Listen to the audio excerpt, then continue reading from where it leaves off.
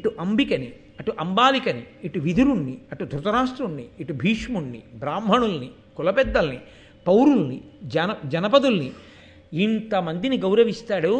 ఎంత మహానుభావుడు అని చెప్పి అందరూ ఆయనని గౌరవిస్తూ ఉండేవారు. ఆయన కూడా ఆ తెచ్చినటువంటి ధనాన్ని ఎంతగా దానాలు చేశాడంటేట, కటిక దరిద్రుడైనటువంటి బ్రాహ్మణుడు పాండురాజు చేసినటువంటి దానాల్ని పుచ్చుకొని అపారమైన శ్రీమంతులయ్యారు. అన్ని దానాలు చేశాడు. కానీ ఆయనకి ఒక చిన్న వ్యసనం.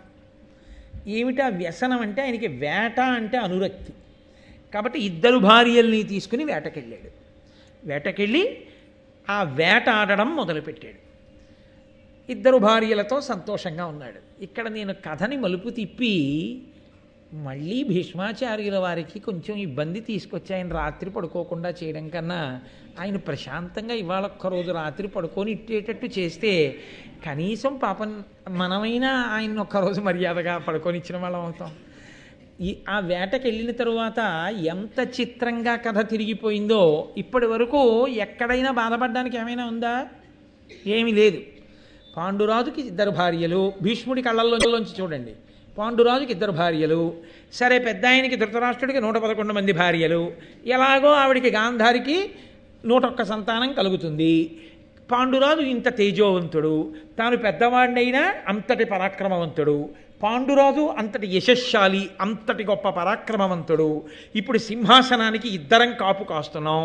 కాబట్టి ఇంకా ఇలా కన్నెత్తి చూడగలిగినటువంటి శత్రు రాజు లోకంలో లేడు. ఇంత సంతోషంగా, ఇంత ఆనందంగా జీవితం గడిచిపోతోంది.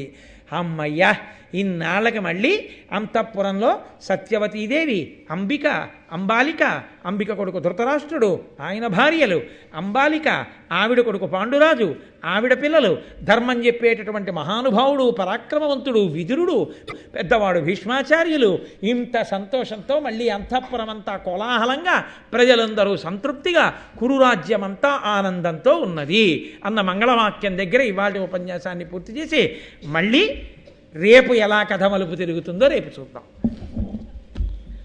మంగళాశాసనపరై మదాచార్య పురోగమై సర్వైశ్చ పూర్వైరాచార్యై సత్కృతాయాస్తు మంగళం. మంగళం కోసలేంద్రాయ మహనీయ గుణాత్మనే చక్రవర్తి తనూజాయ సర్వభౌమాయ మంగళం. ఉమాకాంతాయ కాంతాయ కామితార్థప్రదాయినే శ్రీగిరీశాయ దేవాయ మలినాథాయ మంగళం. కరచరణకృతం వా కర్మవాక్కాయజం వా శ్రవణనైజం వా మానసం వాపరాధం విహితం వా సర్వమేత్తక్షమస్వా శివ శివ కరుణాబ్ధే శ్రీ మహాదేవ శంభో. సర్వం శ్రీ ఉమామహేశ్వర పరబ్రహ్మార్పణమస్తు.